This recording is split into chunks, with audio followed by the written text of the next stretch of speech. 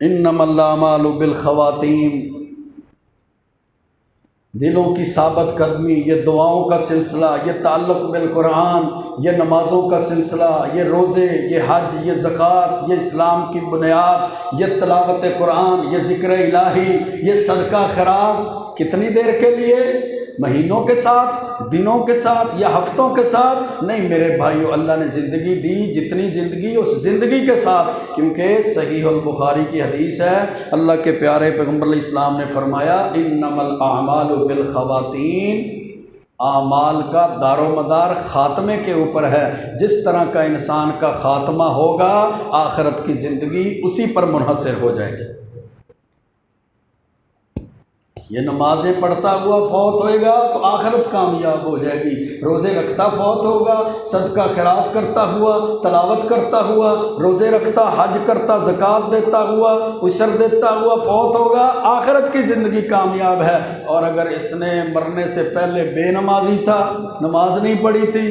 مرنے سے پہلے جناب کفر کرنے والا تھا، فوت ہونے والی زندگی جب اس کی موت قریب آئی تھی تو یہ جناب اللہ کے دین سے غافل، ذکر الہی، تعلق بالقرآن سے غافل تھا، تو پھر آخرت کی زندگی کا انحصار اس کے خاتمے کے ساتھ ہے۔ خاتمہ اچھا ہے تو آخرت اچھی، اور خاتمہ برا ہو گیا تو آخرت بھی برا۔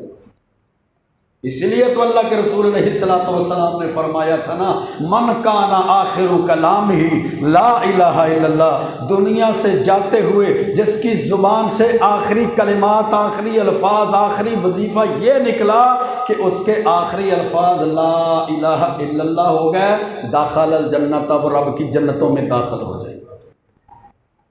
یہ کیوں کہا رب کی جنتوں میں داخل ہو جائے گا؟ کیونکہ اس کے زندگی سے جانے کے آخری الفاظ لا الہ الا اللہ تھے۔ میرے بھائیوں، سب سے بہترین سیرت اللہ نے انبیاء کی سیرت کو بنایا ہے، انبیاء کی زندگیوں کو بنایا ہے۔ اسلام ہمیں یہ تعلیمات دیتا ہے کہ انبیاء کی سیرت کو اپنایا جائے۔ کہیں اللہ کا قرآن کہتا ہے قد کانت لکم اسوۃ حسنۃ فی ابراہیم، تمہارے لیے حضرت ابراہیم کی زندگی میں بہترین نمونہ ہے، ماڈل، آئیڈیل، پیرامیٹر، بہترین معیار ہے۔ کبھی اللہ کا قرآن کہتا ہے لقد کان لکم فی رسول اللہ اسوۃ حسنہ، تمہارے لیے اگر اسوہ حسنہ بہترین معیار بنایا ہے تو اللہ کے رسول علیہ السلام کی زندگی ہے۔ سیرت ان کی اپناؤ،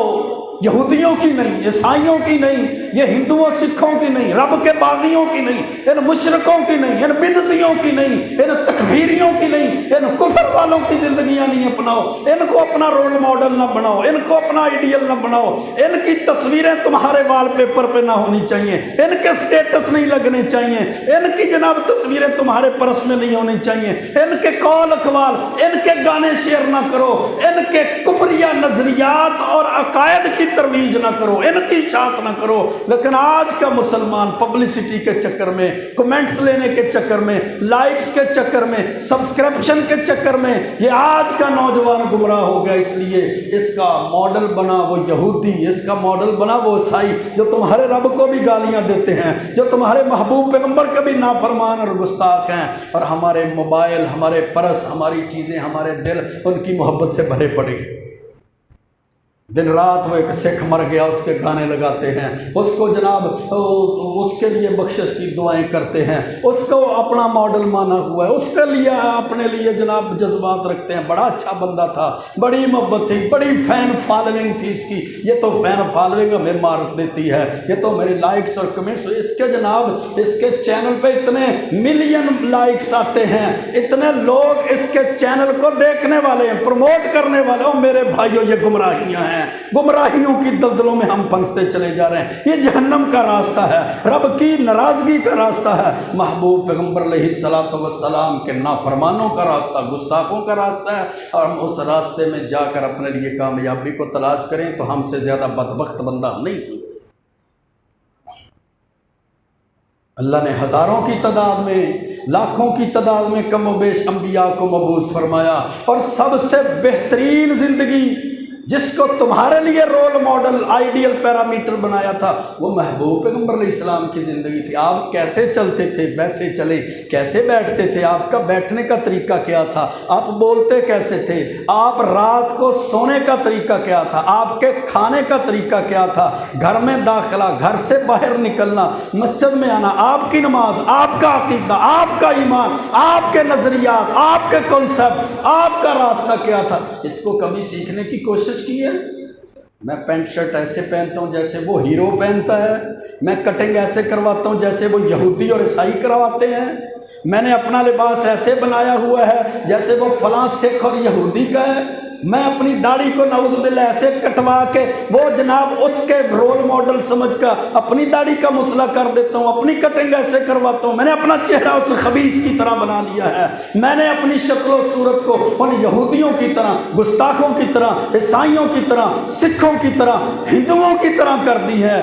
اور جو باربر ہے، وہ نائی، وہ حجام، وہ بال کاٹنے والا، اس نے بھی جناب وہ جو ماڈل بنائے ہوئے ہیں نا، وہ جو تصویریں بتائی ہوئی ہیں، اس نے بھی جو تمہیں معیار دیے ہیں وہ بھی کہتا ہے یہ اتنی تصویریں ان میں سے دیکھو کیسی کٹنگ کرنی ہے، یہ کہتا ہے پچھلے سال یہ سٹائل تھا، اس سال یہ سٹائل ہوگا، میں بھی تو بن کے دکھاؤں نا، لا الہ الا اللہ پڑھنے کے بعد یہودیوں جیسا کیسے لگتا ہوں، میں بھی تو دکھاؤں نا، محمد رسول اللہ پڑھنے کے ساتھ ساتھ میں اس کے آپ کے گستاخ جیسی شکل و صورت بنا کر کیسا بہترین لگتی، پھر دکھاتے ہیں، پھر بتاتے ہیں، پھر تصویریں، پھر سیلفیاں، پھر شیئرنگ کرتے ہیں، پھر وہ بھی کہتا ہے اس نے ایسی کٹنگ کرائی، اس نے داڑھی کیسے موسلا کروایا ہے، اس نے داڑھی ایسے منڈوائی ہے، اس نے لباس ایسے بنوایا ہے، اس نے طریقہ کار ایسے اختیار کیا ہے جیسے یہودی کا ہے، عیسائی کا ہے، بدھ مت کا، اتھیسٹ کا، پارسی کا، مجوسی کا، دہریے کا ہے، ایسا ہے، اس کے پاس نہیں ہے تو سیرت رسول نہیں ہے جو ساری دنیا میں سے بہترین سیرت۔ کیا آپ کی شکل و صورت میں استغفر اللہ معاذ اللہ کوئی کمی تھی؟ کیا آپ کے لباس میں، طور طریقے میں، چلنے پھرنے میں، چال ڈال میں، سونے اٹھنے کے طریقے میں، کھانے پینے کے آداب طور طریقے میں کیا کوئی کمی تھی؟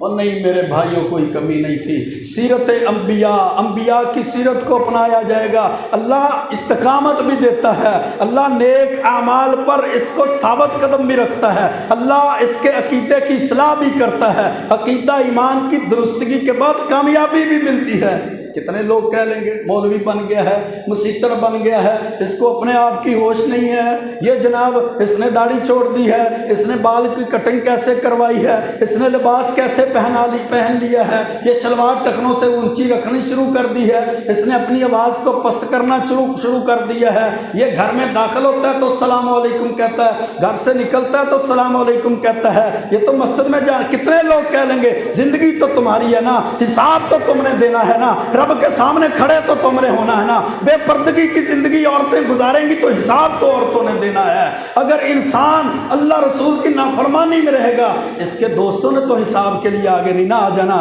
جن کے پیچھے چل رہے انہوں نے تو اس کو نہیں نہ بچا لینا، جن کی زندگی کو یہ اپنائے ہوئے ہیں اور نافرمانوں کی خاطر یہ اپنی بربادی کر رہا ہے، اس کو بربادی سے بچانے اور جہنم سے بچانے کے لیے اللہ کی قسم قیامت کے دن کوئی بھی اس کے آگے نہیں ہے۔